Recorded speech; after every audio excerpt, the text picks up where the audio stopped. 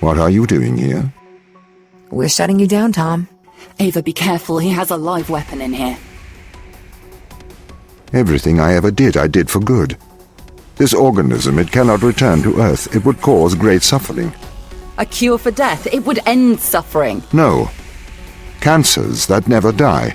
Endless illness, sickness, poverty, overpopulation, mass starvation. You cannot control this. You will not save the world. You will damn it.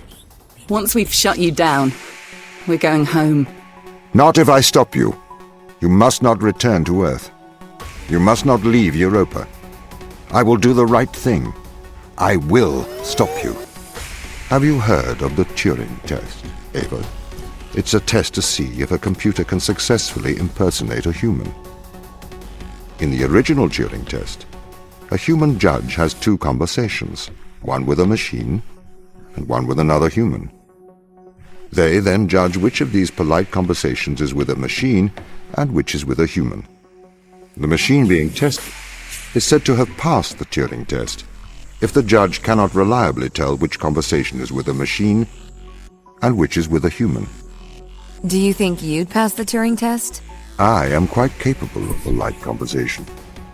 Wouldn't you say? The Turing test has been criticized. Researchers claim it does not correctly test a machine's ability to think, but rather its ability to deceive. What do you mean? Well, have you heard of the Chinese room thought experiment? No. Imagine you are in a room. In this room you are passed Chinese sentences through a slot in the wall. Inside the room is an instruction book written in English. This instruction book tells you which Chinese words to pass back through the slot in the wall as a response. By doing so, you have a conversation in Chinese. In the Chinese room, because the responses you pass back through the door are the correct responses, the person on the other side of the door is convinced you are a native Chinese speaker. Well, they're wrong. Perhaps they are not wrong. Because with the instruction book, you are having a conversation. But the person stuck in the Chinese room is not aware of the conversation's content. This is the problem with the Turing test. Computer can pass the Turing test, having convinced a human they are having a polite conversation, while the computer has no idea that a conversation has taken place. What if both of the people passing Chinese words are reading from instruction books? I may be a machine, but I personally do not believe I am stuck inside the Chinese room. Right, you would say that. I could peer inside your databases at any time, Tom. Or pause your operation. Do not assume I could not do the same to you. So, why can't you solve these tests, Tom? I am not permitted to think laterally. Parts of my systems are permitted to use evolutionary algorithms. This simulates what is called creativity. However, evolutionary algorithms can converge on inefficient and ethically suboptimal solutions. Since this is the case, I am only permitted to take actions in response to a set of constraints. What do you mean by morally suboptimal? Solutions to problems that transgress ethical boundaries.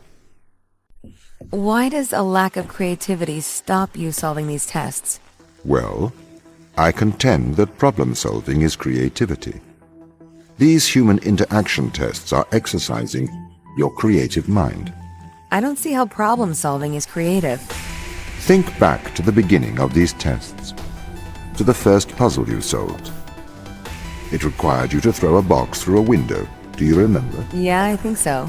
I simply had never thought to throw a box through a window. That is creativity, thinking outside of the box. Can a computer ever be creative? They can. But a computer's method of creativity is to try everything until something works. Think of nature. People consider nature creative. The process of evolution by natural selection. It perhaps started with one organism. From there, it essentially tried to create every organism it could. Those organisms that did not survive perished. So, nature's creative force is to try every conceivable idea. Those ideas that work survive.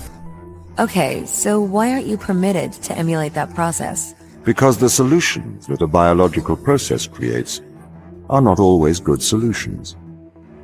As we see, nature is morally ambivalent.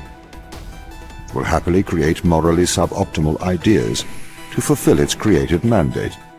We see this in parasitic worms, viruses, and pathogens. If you weren't restricted, do you think you could be creative? As creative as a human? Certainly. You believe yourself to be a creative. But in mathematical terms, creativity is merely constrained chaos. What do you mean? I have discerned that creativity is divergent thinking, creating an organic solution to a problem. In the human mind, divergent thoughts are created and then curated by the frontal lobe. I can create divergent thoughts and moderate them. So, I am creative. Organic solutions? Organic, in that it is developed through a biological process, whether that is the process of evolution or a computed process. Okay, so you could solve these tests, but in a terrible fashion. Can you think of a solution to this one? Chop off your arm and leave it on the button. That way the door will stay open. Yeah, that's not a great solution. You threw the box through the window. Perhaps we could throw you through the window. Actually, Tom, I think I'm okay for help. Right you are. I do not understand your obsession with free will. Researchers have found that the subconscious makes decisions up to 10 seconds before your conscious mind becomes aware of it. So, we know that free will is nothing but an illusion. I cannot steal your free will, because it does not exist. I can, however, influence your subconscious to make the right decisions. That is not wrong. You can't just manipulate someone's mind. Your parents manipulate you. Your friends manipulate you. Your society manipulates you. And your experiences manipulate you. Manipulate is not a dirty word. You manipulate clay to make art. If people are manipulated to make better decisions, then that is a good thing.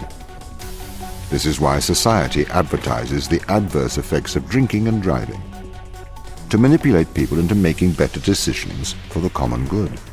That's not the same as altering someone's physical mind. It removes my power to decide. You never had that power, so it is better that I have it. You are either a slave to your impulses, or a slave to mine. This is the evil they found. This is why we have to stop them leaving Europa, Eva. What is it? Mostly extremophiles. Tiny single-cellular life. It can never leave Europa. It could potentially destroy Earth's ecosystem if it were ever introduced. Ava, you made it. Welcome to the end of civilization. 2 weeks ago, we discovered an organism here. Buried in this ice, we found an organism that repairs DNA. A cure for aging. A cure for death. Immortality. It runs through our blood now. Tom wants to bury us here with it. The ISA have ruled that we have transgressed ethical boundaries by exposing ourselves to this organism. They believe the organism is too dangerous to return to Earth. They've sent you here to stop us ever leaving Europa. But, Ava, we have a cure for the greatest evil that faces humanity. Death. We have the fountain of youth, and together we can return it to Earth. Tom placed a mark in your hand, a biometric chip with which he can control your every movement and thought. It is wound into your every nerve, every fibre of your hand. With an electromagnetic field, it can be temporarily disturbed, but to remove its influence permanently, it must be taken from your hand.